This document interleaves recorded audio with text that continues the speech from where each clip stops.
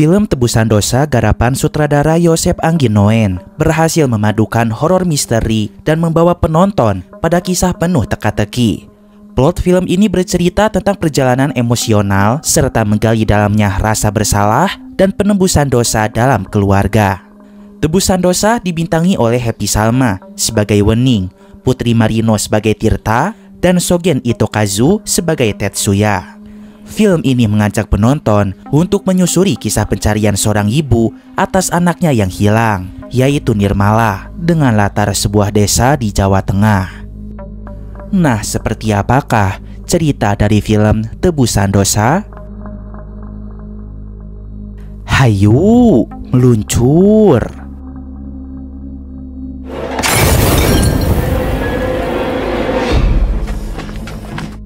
Film ini menceritakan seorang ibu bernama Wening yang di awal film melarikan diri dari rumahnya yang terletak di daerah Cirebon. Ia akan melarikan diri bersama sang anak yaitu Nirmala dan juga ibunya yaitu Eyang Utiah. Mereka akan kabur ke kawasan Jawa Tengah dengan dibantu oleh seorang lelaki yang bernama Sulaiman. Kamu kan memperjuangkan hidupmu, Ning. Iya, Bang. Insya Allah.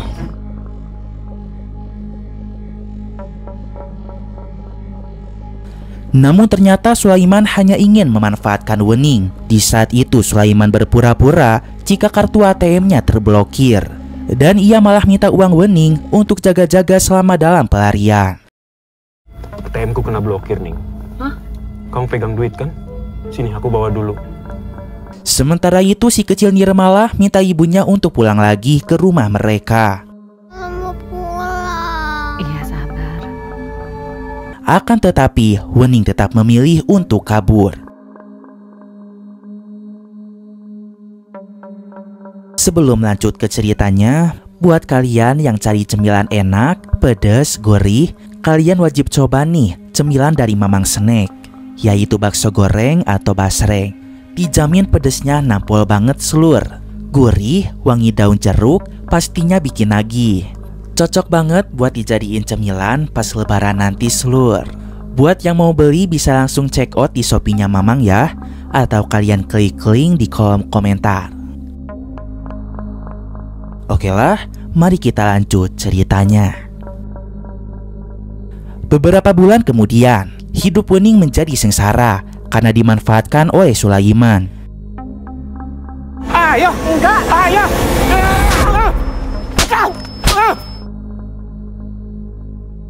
Di hari itu Sulaiman menyuruh Wening untuk menolongnya melakukan sebuah ritual pesugihan agar kaya raya dengan cara menenggelamkan diri ke dalam air sungai. Wening akan membantu Sulaiman asalkan ia berjanji tidak akan menyakiti Nirmala dan Eyang Utiah lagi. Pesugihan kungkung kedung ini yang bikin kita dapat rezeki, Ning. Dapat kemudahan. Iya. Tapi jangan sakiti lagi. Nirmala dan Utiah. Akhirnya Wening membantu Sulaiman melakukan ritualnya. Sulaiman segera masuk ke dalam air sungai yang penuh dengan arus kencang. Wening diminta untuk menarik tubuh Sulaiman dengan tali tambang apabila sudah tidak sadar diri. Kalau aku kehilangan kesadaran, tarik talinya kuat-kuat. Ngerti? Ketika itu arus kencang terus mendorong tubuh Sulaiman. Wening tak kuat menahan talinya. Dan kemudian Wening pun dengan sengaja melepas tali tambang itu supaya Sulaiman hanyut terbawa arus sungai. Sehingga Sulaiman tewas dan tidak akan ada lagi yang menyakiti keluarganya.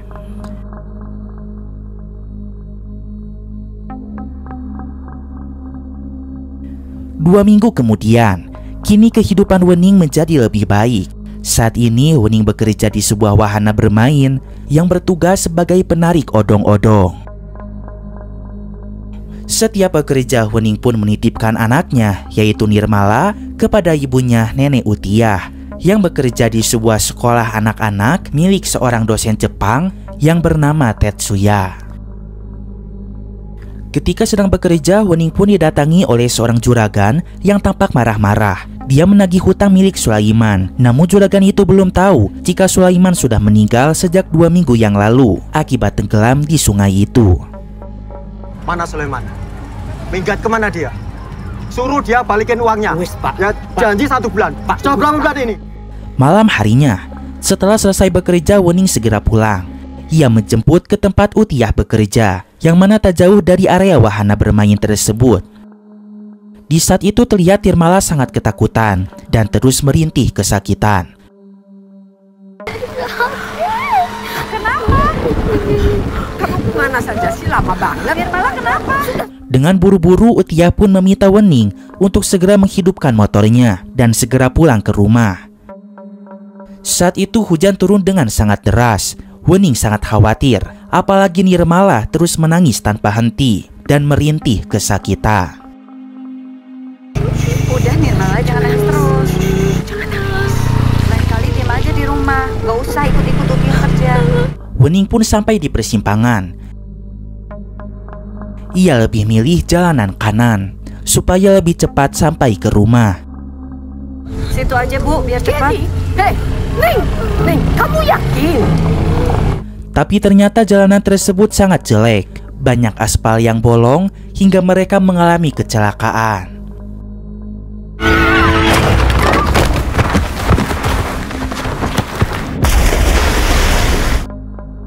Nahas, Utiyah dan Nirmala terjatuh ke bawah jurang dan tenggelam ke air sungai. Sementara Wening tidak sadar diri. Setelah sadar dari pingsannya, Wening melihat dirinya baru saja mengalami kecelakaan. Ibu. Dan ia terlihat panik karena Utiyah dan juga Nirmala sudah tidak ada. Mbak. Jangan di sini, Mbak. Iya, Mbak. Saya cari anak saya, Pak. Kemudian para warga mengevakuasi Wening, lalu memanggil mobil ambulan dan juga para tim SAR. Tidak lama dari itu, sesosok jenazah ditemukan dari sungai, yang ternyata itu adalah Utiyah. Dan Utiyah pun sudah meninggal dunia. Sementara itu Nirmala belum bisa diselamatkan oleh tim SAR, dan entah kemana perginya Nirmala. Dan film Tebusan Dosa pun dimulai. Film berpindah kepada seorang pelatih renang yang bernama Tirta. Dia adalah seorang atlet dari Jakarta yang mengalami cedera, sehingga sekarang ia pun mengasingkan diri ke Jawa Tengah. Dan kini ia pun berprofesi sebagai seorang guru renang. Gimana bisa jadi perenang kalau takut masuk air? Tirta merupakan seorang pelatih yang sangat galak. Ia tak segan-segan menceburkan para anak-anak agar mereka bisa berani. Selain menjadi guru renang, Tirta pun aktif di media sosial dengan konten podcastnya. Air sungai mengalir tak tertahankan, takkan berhenti. Sementara itu di sisi lain, para tim SAR tengah berjuang mencari Nirmala yang hilang. Wening pun sangat minta tolong kepada para tim SAR agar dapat menemukan anaknya. Bukan apa-apa, saya perhatiin beberapa titik di sana. Belum diperiksa, tapi kok udah pindah ke sini, Pak.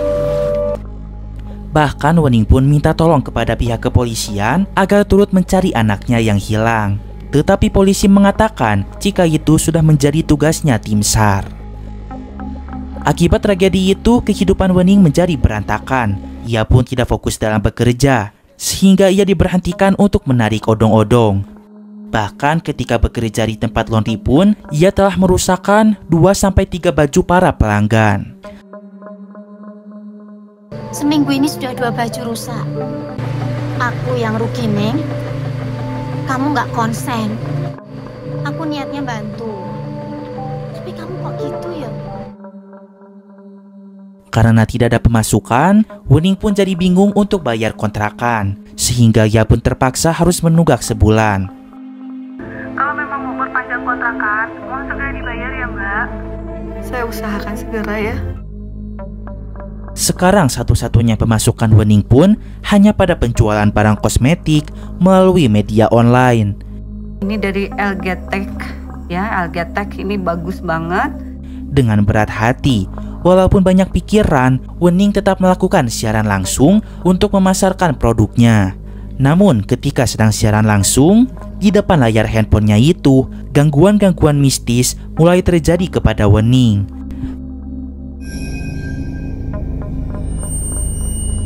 Yang ternyata gangguan itu berasal dari arwah ibunya, yaitu Nenek Utia.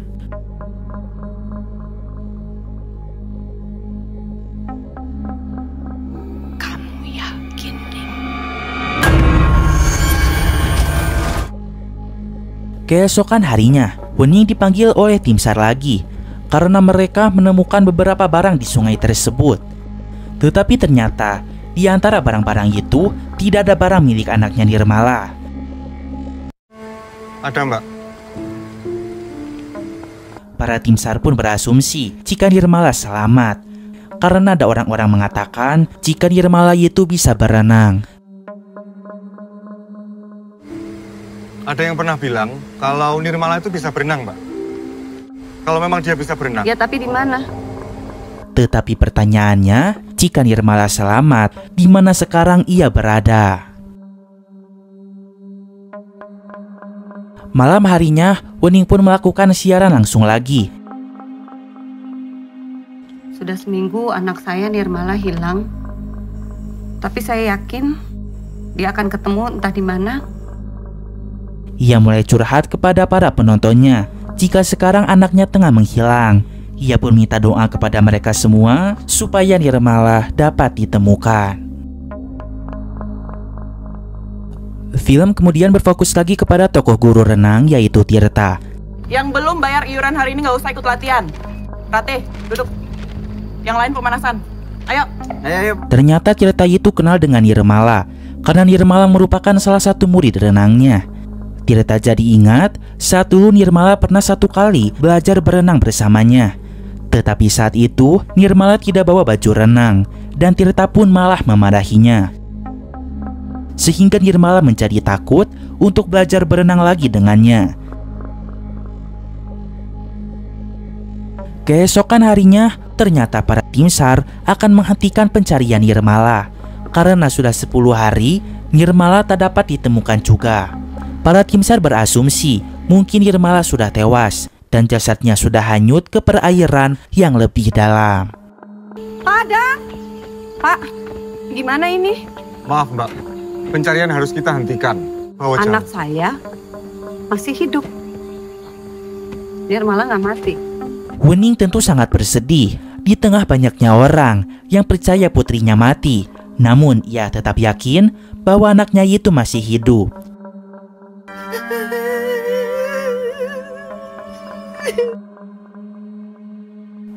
Walau dalam keadaan sedih, ia pun harus tetap melakukan siaran langsung. Saya tidak tahu harus minta tolong sama siapa. Jadi saya betul-betul minta tolong. Dan di sana ia pun minta doa kepada para penontonnya. Namun lagi-lagi ketika sedang siaran langsung, ia pun mengalami teror mistis dari arwah Nenek Utia.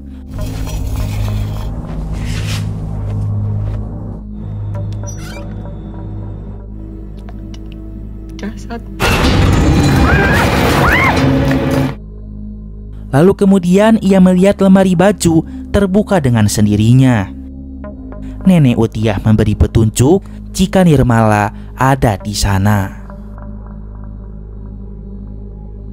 Keesokan harinya, Wening datang ke rumah Tuan Tetsuya yang terlihat banyak anak-anak sedang membuat bangau dari kertas origami. Tuan Tetsuya sangat senang dengan anak-anak dan ia mengajarinya berbagai hal positif secara gratis kepada mereka. Arigato, mata ne. Bye-bye. Mata ne. Setelah anak-anak selesai belajar, Pak Tetsuya menghampiri Wening. Lalu Wening pun segera memberikan laundry yang tak sempat Nenek Utia berikan. Saat itu Wening pun minta maaf karena ia baru sempat mengucapkan terima kasih atas bantuan Tuan Tetsuya yang telah membiayai pemakaman Nenek Utia. Mengucapkan terima kasih tentang pemakaman dan membantu biayanya. Thanks, Winnie. I'm also sorry that I could only stay for a short time because I had a meeting at a campus. So. Setelah itu Wening pun pamit pulang. Namun kemudian Wening balik lagi. Ia pun berkata jujur apabila sekarang dia tidak punya pekerjaan. Apakah Pak Tetsuya mempunyai lowongan pekerjaan untuk dirinya? Walaupun dengan keterbatasan bahasa, mereka pun untungnya paham sedikit demi sedikit, sehingga komunikasi mereka pun tetap lancar. Dan ternyata Tuan Tetsuya belum menemukan pengganti Nenek Utia, dan dia pun menawarkan Wening sebagai asisten pribadinya untuk menggantikan Nenek Utia.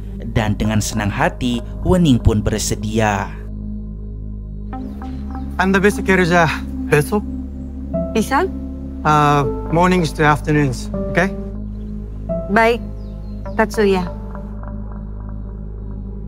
Setelah beberapa kejadian gelap terjadi kepada Wening, akhirnya ia pun menemukan titik terang. Ia akhirnya dapat pekerjaan yang layak, yang mana dapat memenuhi kebutuhan sehari-harinya. Lalu ia pun mulai mencoba untuk bangkit sambil berusaha menemukan Nirmala yang hilang.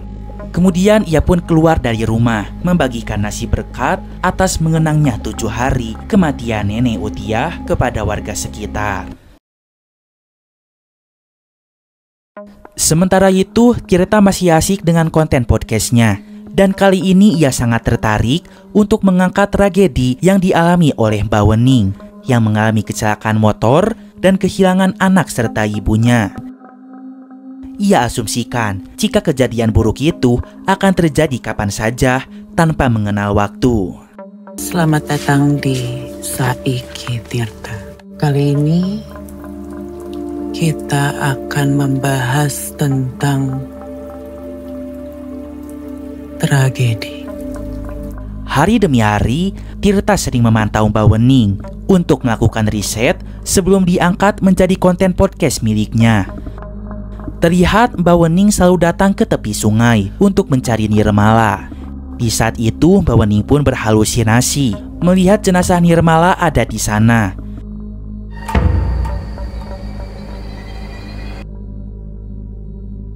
Bahkan ia pun hampir terjatuh ke sungai.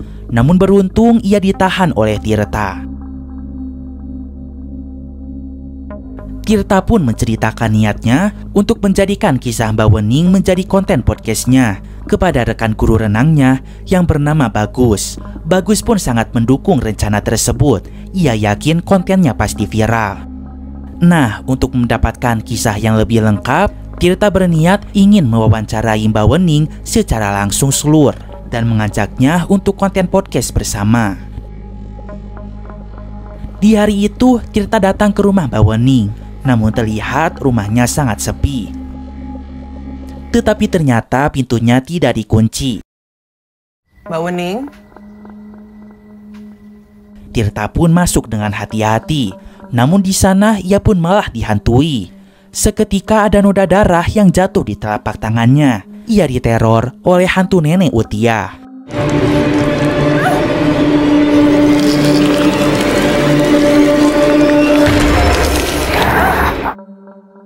Dan seketika ia pun pergi dari rumah Mbak Wening tersebut.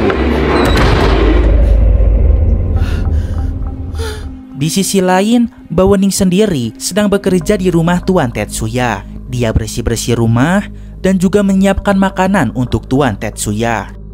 Mereka pun berkomunikasi lewat sebuah alat translate. Saat sedang bersih-bersih, Wening melihat foto anak Tetsuya. Anaknya perempuan, berumur 10 tahun, dan namanya adalah Miyako.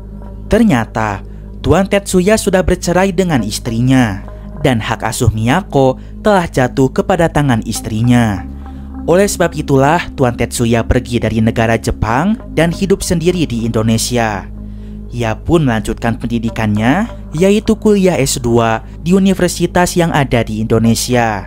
Dan oleh sebab itu juga, rumah Tuan Tetsuya sangat terbuka bagi anak-anak kecil. Selain karena suka dengan anak-anak, perasaan rindu Tuan Tetsuya pun merasa terobati jika di rumahnya banyak anak-anak.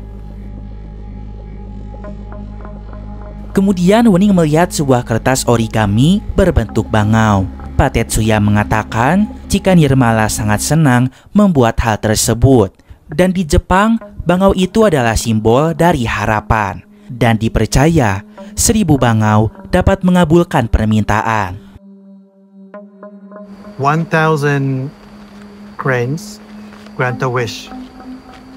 In Japan, cranes are believed to symbolize hope. 1000. 1000 bangau. 1000 bangau. Harapan. 1000 bangau harapan. Mendengar hal tersebut, Wening segera datang ke fotokopian, lalu beli 1 pak kertas origami. Ia akan berusaha membuat 1000 kertas bangau dengan harapan Nirmala dapat ditemukan. Sementara itu, Tirta mengobrol dengan Bagus soal Mbak Wening. Bagus mulai bercerita, Mbak Wening itu hidupnya kasihan. Dia sempat dimanfaatin sama suami keduanya yang bernama Sulaiman. Uang Mbak Wening selalu diperas, serta keluarganya sering disiksa oleh Sulaiman. Dan Sulaiman pun suka berbuat onar, ngutang ke sana ke sini dengan nominal yang sangat besar. Dan semua itu pun menjadi tanggungan Wening, karena para warga tidak ada yang tahu kemana Sulaiman pergi. Mereka pikir Sulaiman itu sudah kabur, padahal kenyataannya Sulaiman sudah mati.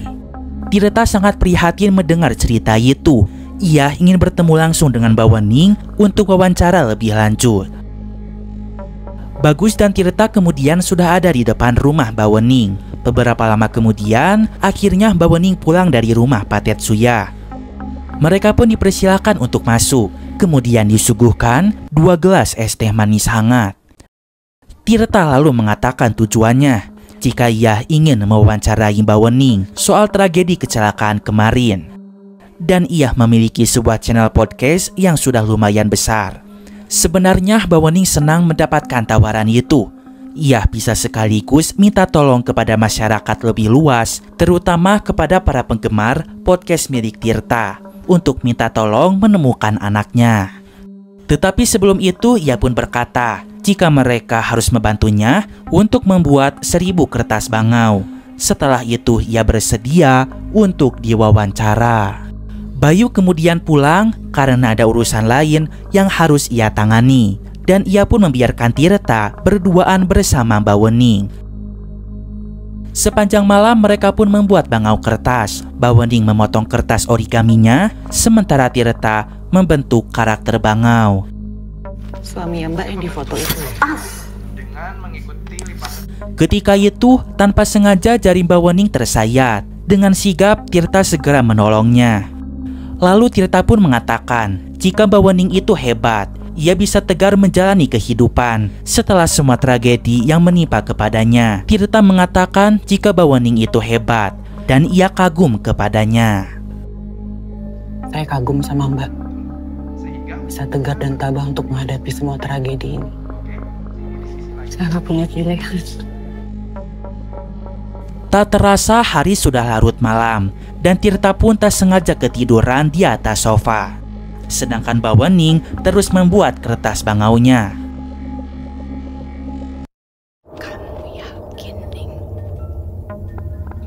Kemudian seketika Mbak Wening kesurupan oleh arwah Nenek Utiah.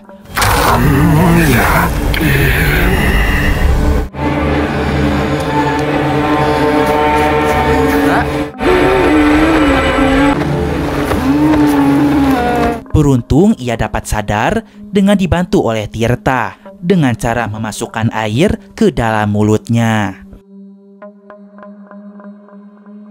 Keesokan paginya mereka berdua pun segera pergi menuju sungai sambil membawa karung berisikan kertas 1000 bangau. Mbak Wening pun melempar 1000 bangau itu ke dalam sungai dengan harapan Nirmala dapat ditemukan.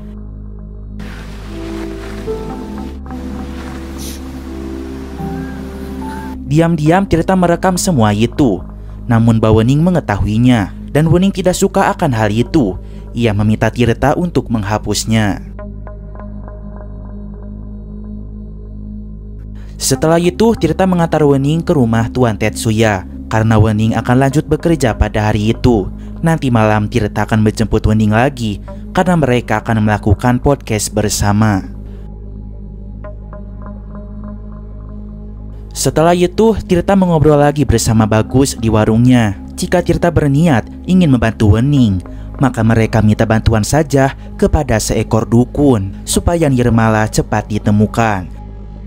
Jika Mbak Wening percaya dengan 1000 bangau itu, maka seharusnya ia pun akan percaya kepada dukun. Dan Bagus punya kenalan seorang dukun sakti, namanya adalah Mbah Goa. Kesaktiannya tak perlu ditanyakan lagi. Dia pernah membantu para polisi untuk menemukan kandang teroris. Jadi tidak menutup kemungkinan dia akan membantu Mbak Wening untuk menemukan Nirmala. Namun Tirta menganggap itu konyol dan Mbak Wening tidak akan mungkin percaya kepada dukun. Malam harinya, Mbak Wening pun dijemput dari rumah Tetsuya. Lalu mereka menuju kosan milik Tirta. Di sana mereka pun segera melakukan podcastnya. Kali ini kita kedatangan bintang tamu yang sangat luar biasa. Kita kedatangan seorang perempuan yang sudah mengalami tragedi terbesar dalam hidupnya. Setelah mendengar cerita Mbak Wening lebih lanjut, perasaan Tirta semakin tergugah. Ia merasa iba, kasihan dengan apa yang dialami oleh Mbak Wening. Maka dari itu ia pun ingin mencari solusi supaya Mbak Wening dapat menemukan Nirmala. Maka sesuai saran Bagus, ia pun menawarkan Mbak Wening untuk minta bantuan kepada dukun bernama Mbah Goa. Iya, maksud saya kalau Mbak Wening percaya sama yang bangau-bangau itu, nggak ada salahnya juga kita coba, Mbak. Ternyata Mbak Wening pun percaya dengan dukun karena ia tidak tahu harus bagaimana lagi. Yang terpenting anaknya bisa segera ditemukan. Keesokan harinya, Mbak Wening pun bertemu dengan Mbah Goa dan ia pun mulai minta tolong agar Mbah Goa dapat menemukan anaknya. Dukun kemudian menerawang. Ia pun melihat jika Nirmala anaknya itu masihlah hidup. Namun dia berada di sebuah tempat yang gelap. Ia terkurung dan tak bisa keluar dari sana. Mungkin itu dikarenakan dosa-dosa Wening di masa lalunya. Mbah Goa mengatakan jika Nirmala ingin ditemukan, maka Wening harus menebus dosanya. Dosamu di masa lalu, tebus dosamu. Dia mungkin akan dilepaskan. Ada kekuatan lain yang menahan dirinya keluar dari tempat gelap itu. Dia masih tersesat di alam yang tidak dikenalnya. Ketika mendengar kata tebusan dosa, Wening seketika teringat dengan dosa-dosa di masa lalunya. Seperti kematian Sulaiman, kematian ibunya sendiri yaitu Nenek Utiah, dan juga ia pernah durhaka kepada suaminya. Pada akhirnya, Wening pun akan melakukan berbagai cara agar dosa-dosanya bisa ditebus. Untuk pertama-tama, ia pun akan berusaha minta maaf kepada suaminya yang bernama Wicak, yang kini berada di kota Cirebon. Saat itu Wening pun minta tolong kepada Tuan Tetsuya jika ia belum bekerja genap 1 bulan, tapi ia ingin minta gajinya terlebih dahulu karena ia perlu biaya ongkos untuk pergi ke Cirebon. Beruntung Tuan Tetsuya adalah orang yang baik sehingga ia memberikan uangnya saat itu. Wening akan pergi ke Cirebon dengan diantar oleh Tirta. Saat di dalam bus, Wening mulai bercerita tentang suaminya. Suaminya itu bernama Wicak, namun dia itu pengangguran. Kerjanya serabutan, setiap hari hanya berpikir balapan motor dan modif-modif motornya. Padahal ia punya istri dan juga anak. Saat dulu Wening lelah hidup bersama dengan Wicak, ia harus melihat Wicak yang pengangguran dan selalu mengurus ibunya Wicak yang sakit-sakitan. Oleh sebab itulah, beberapa bulan yang lalu, Wening memutuskan untuk pergi dari rumah dengan membawa Nirmala serta ibunya sendiri, yaitu Nenek Utiah. Ia pun berencana ingin hidup bersama laki-laki lain yang menurutnya lebih mapan, yaitu Sulaiman. Pikir dulu, saya menikah sama kamu, hidup saya akan lebih baik, nasib saya lebih baik. Aku sudah berusaha mencukupi semua kebutuhan, tapi kamu gak pernah merasa cukup. Cukup apa? Selama ini saya mencukupi apa yang saya cari sendiri. Tapi ternyata saya gak lebih menikah sama anak SMP yang kerajinan balapan gak berhenti. Sekarang saya mau urus nasib saya, anak saya, ibu saya, dan kamu urus balapan-balapan kamu dan ibu kamu yang terus sakit-sakitan. Ketika itu, Wicak yang melihat istrinya sudah pergi dengan pria lain. Seketika ia marah, lalu dia tak sengaja menumpahkan minyak bensin dan jatuh ke kobaran api. Sehingga seketika tubuhnya menjadi terbakar.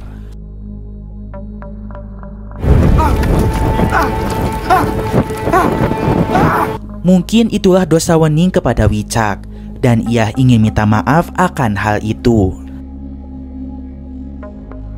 Sesampainya di Cirebon, Wening mendatangi sebuah rumah sakit. Ternyata Wicak dirawat di sana. Setelah terbakar hidup-hidup, ternyata Wicak belum meninggal. Dia pun berhasil diselamatkan, namun keadaannya sangat parah, di mana sekujur tubuhnya mengalami luka bakar. Wicak pun selalu ingin bundir karena ia tidak kuat lagi untuk hidup. Namun para dokter berusaha menggagalkan niatnya itu. Saat itu Wening pun mendatangi Wicak yang hanya terbaring dengan keadaan yang sangat parah. Wening pun menceritakan jika kemarin ia mengalami kecelakaan dan anak mereka Nirmala hilang dalam kecelakaan itu. Mungkin Nirmala belum bisa ditemukan sampai saat ini karena Wening punya dosa kepada Wicak. Ia pun ingin minta maaf dan menebus dosanya supaya anak mereka Nirmala dapat kembali lagi.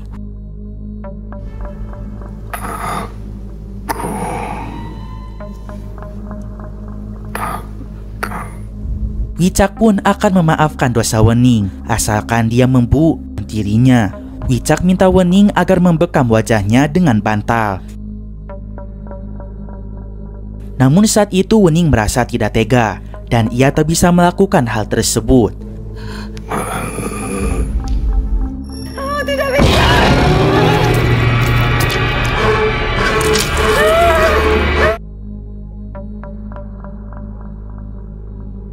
Akhirnya Wicak menggulingkan badannya sendiri. Lalu ia membenturkan kepalanya ke tempat dipan kasur sehingga kepalanya pun menjadi bocor. Pada akhirnya Wicak pun meninggal dunia pada hari itu. Wening berteriak histeris memanggil para perawat. Ia melihat Wicak meninggal dengan mata kepalanya sendiri. Sepulangnya dari Cirebon, Tirta melihat jika Wening sangat bersungguh-sungguh untuk menebus dosanya. Ia pun jadi tidak tega menjadikan kisah Mbak Wening sebagai konten podcastnya. Ia lebih memilih untuk benar-benar membantu Wening menemukan anaknya Nirmala supaya beban hidupnya lebih ringan. Malam harinya, seperti biasa untuk menyambung hidup, Wening siaran langsung lagi memasarkan produk make up-nya. Namun, gangguan mistis selalu datang ketika melakukan siaran langsung.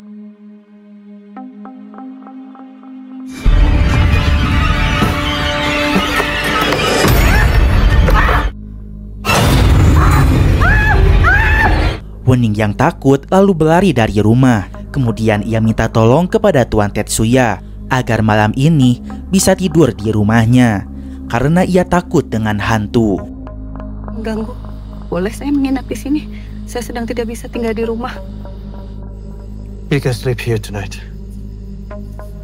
Tetsuya-san, terima kasih. Keesokan harinya, Tirta mendatangi Mbak Wening yang ada di rumah Tetsuya. Dia memberi kabar jika para warga menemukan sebuah jasad di tepi sungai. Apakah mungkin dosanya sudah tertebus sehingga jasad Nirmala dapat ditemukan?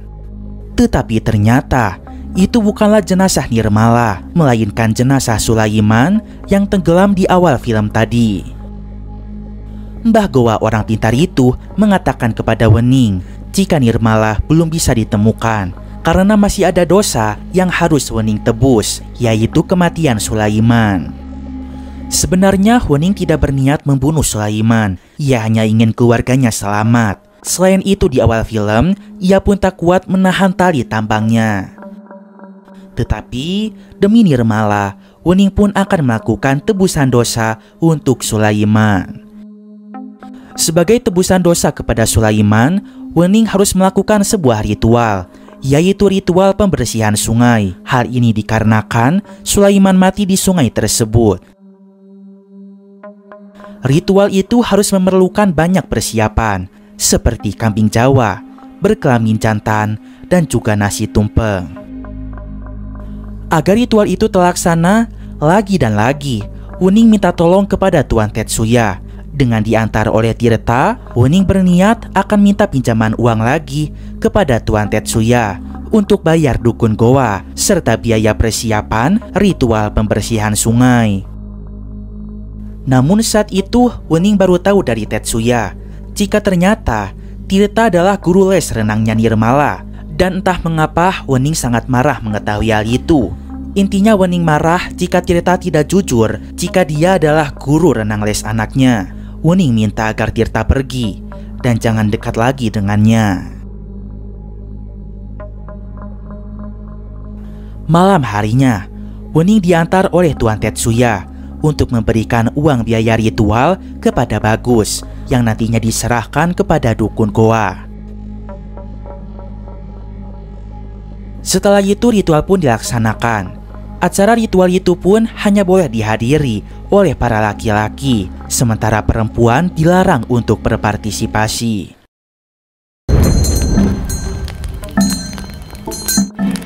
Sureng-sureng cimlak kuno, ores-ores pula dong.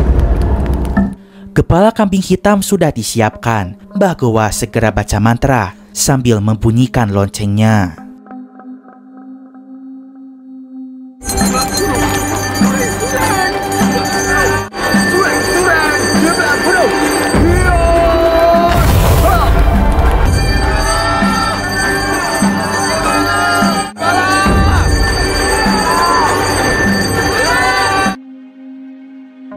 Setelah itu, Mbah Gowa dan Bagus mendatangi rumah Wuning.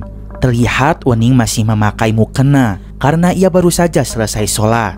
Wuning pun mendapatkan kabar buruk, yang mana Mbah Gowa menyatakan jika Nirmala tak dapat ditemukan. Hilangnya Nirmala adalah sebagai tebusan dari dosa-dosa Wuning selama ini. Jadi ia berharap Wuning dapat mengikhlaskan kepergian anaknya. Wuning sangat terpukul dengan kabar tersebut. Ia menangis terseduh-seduh di dalam rumahnya.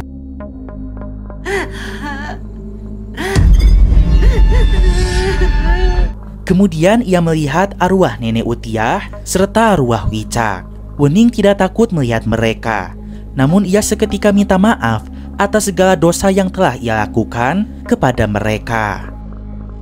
Lalu ia pun teringat dengan ucapan Mbah Gowa jika satu-satunya cara agar dapat bertemu lagi dengan Nirmala adalah dengan cara Wuning pergi menyusulnya. Ketika itu Wuning menancapkan sebuah beling kepada lehernya. Tetapi beling itu seketika berubah menjadi jepit rambut milik Nirmala.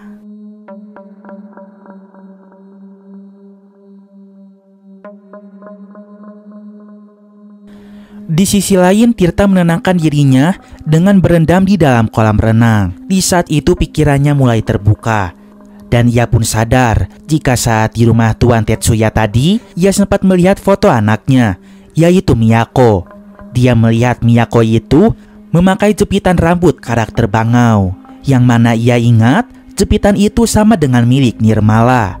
Apakah jepit rambut Nirmala itu milik Miyako?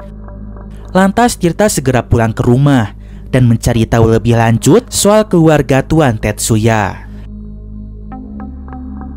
Setelah itu, dia pun menemukan sebuah fakta mengejutkan yang membuatnya seketika geleng-geleng kepala. Kemudian Tirta segera menuju rumah Bagus, yang mana dia sudah tahu apa yang sebenarnya terjadi. Dia mengajak Bagus untuk menolong Mbak Wuning. Tetapi ternyata di saat itu Tirta malah mendapatkan hal mengejutkan lagi. Bagus dan Mbah Gowa bekerja sama selur untuk menipu Mbah Wuning. Yang ternyata Mbah Gowa itu adalah dukun gadungan. Mereka hanya memanfaatkan Mbah Wuning dengan melakukan ritual tebusan dosa, yang mana mereka hanya mengincar harta dari Mbah Wuning saja. Tentu Tirta pun sangat kecewa kepada Bagus. Gila kamu, Gus. Setelah itu Tirta menuju rumah Mbak Wuning untuk mengungkapkan sebuah fakta. Tetapi saat itu Mbak Wuning tidak ada di rumah. Ternyata Mbak Wuning sudah ada di rumah Tetsuya. Ia ingin menanyakan soal les berenang yang dijalankan oleh Nirmala.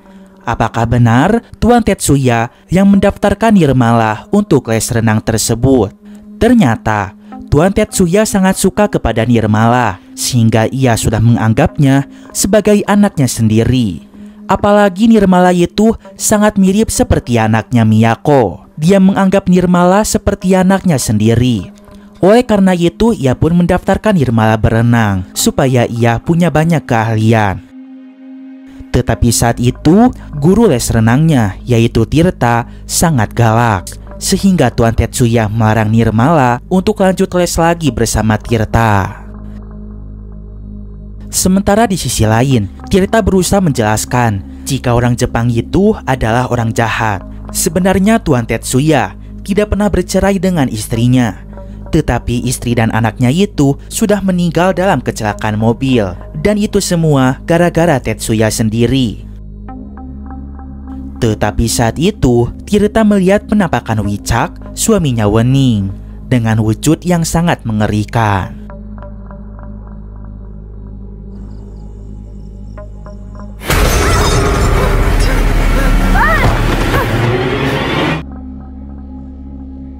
Film beralih kepada Wening lagi. Di saat itu Wening bertanya, mengapa saat malam tragedi kecelakaan, Nirmala menangis sambil bilang kesakitan. Lalu Tetsuya mengatakan, jika saat itu Nirmala berlari dan terjatuh di anak-anak tangga. Kemudian Wening bertanya lagi, apa yang membuat Nirmala saat itu terjatuh di anak tangga? Tuan Tetsuya mengatakan, jika Nirmala nakal, sama seperti anaknya Miyako. Tuan Tetsuya tidak suka kepada anak nakal, dan anak-anak itu seharusnya hormat kepada orang tuanya, terutama kepada ayahnya. Cerita kemudian flashback. Saat itu Tuan Tetsuya menyuruh Nirmala untuk memakai pakaian milik Miyako, dan tanpa disangka Nirmala sangat-sangat mirip seperti Miyako. Hal tersebut membuat Tetsuya merasa senang dan langsung memeluknya. Namun hal itu membuat Nirmala ketakutan dan ia seketika berlari. Ketika berlari, Nirmala pun terjatuh di anak-anak tangga, dan Tetsuya sangat panik melihat itu. Ia pun berusaha melepas pakaian Miyako, namun tidak lama nenek pun datang. Nenek Utiyah mengira jika Tetsuya akan melecehkan cucunya. Maka dari itu ia minta Tetsuya untuk menghindar. Jika tidak, ia akan melapor kepada polisi. Oleh sebab itulah, di malam itu nenek Utiyah meminta Wening untuk segera pulang. Dan karena itu juga Nirmala menangis dan terus mengatakan kesakitan. Kemudian di malam itu, Tetsuya melihat Nirmala sudah pulang bersama nenek Utiyah dan juga Wening. Lalu ia pun menyusul mereka dengan mobilnya. Dan tanpa disangka-sangka, Nirmala mengalami kecelakaan. Tetsuya melihat Wening tidak sadar, sementara nenek Utiyah berada di pinggir sungai. Lalu ia pun menceburkan jenazahnya ke air sungai itu, supaya tidak ada saksi mata jika ia telah melecehkan Nirmala. Sementara itu, ia membawa Nirmala pergi ke dalam mobilnya. Tiba-tiba saja Tuan Tetsuya melemparkan guci teh ke kepala Wening, sehingga ia pun seketika tidak sadar diri. Di sisi lain, Tirta berlari dengan sangat kencang menuju rumah Tetsuya. Ia rasa bahwa Mbak Wening dalam keadaan berbahaya di sana. Beruntung Tirta datang di waktu yang tepat. Saat Mbak Wening sudah diikat, Tirta pun berhasil menyerang Tetsuya dari arah belakang. Tirta segera berusaha melepas ikatan Mbak Wening. Namun sayangnya Tuan Tetsuya keburu bangkit. Dan nahas, Tirta pun kalah kuat ketika bertarung dengan Tetsuya. Setelah itu, Tuan Tetsuya membawa Nirmala keluar, yang selama ini dikurung di persembunyiannya. Tuan Tetsuya pun mengeluarkan sebuah kertas berupa kertas perjanjian, di mana hak asuh Nirmala akan jatuh kepada dirinya. Tuan Tetsuya pun melukai jari Wening untuk membuat cap darah. Jadi seolah-olah Wening setuju jika Nirmala sepenuhnya menjadi anak Tetsuya.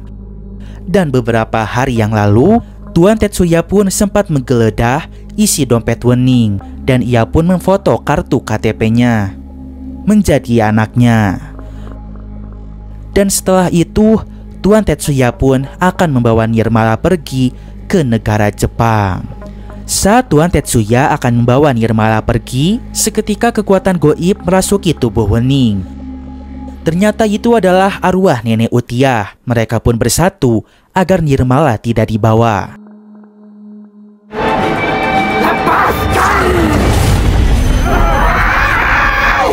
Tuan Tetsuya berlari dari rumah tersebut sambil membawa Nirmala. Namun Wening dapat menyusulnya. Kemudian Wening pun mendorong tubuh Tetsuya hingga mereka berdua sama-sama tercebur ke dalam sungai. Sementara itu, Nirmala menangis sendirian di sana. Dan tidak lama, Tirta pun datang lalu memeluknya. Wening dan Tuan Tetsuya sama-sama tenggelam di sungai tersebut, dan mereka pun tenggelam terbawa arus sungai. Akan tetapi, pengaruh goib pada tubuh Wening masih bereaksi, sehingga Wening pun tidak jadi mati, dan ia berhasil selamat dari air sungai tersebut. Setelah kejadian itu, Wening pun malah ditangkap oleh polisi karena ia menjadi tersangka atas pembunuhan dari Sulaiman. Ia pun ditangkap dan dikurung di penjara selama 5 bulan lamanya. Wening yang juga berstatus sebagai saksi atas kasus penculikan anaknya oleh Tatsuya Mori, seorang warga negara Jepang. Wening Sugati diputuskan bersalah oleh Hakim Pengadilan Negeri Majakunan atas pidana kelalaian yang menyebabkan kematian Sulaiman, suaminya. Selama 5 bulan, Nirmala pun dirawat dan dijaga oleh Tirta. Ia pun sekalian diajari berenang olehnya.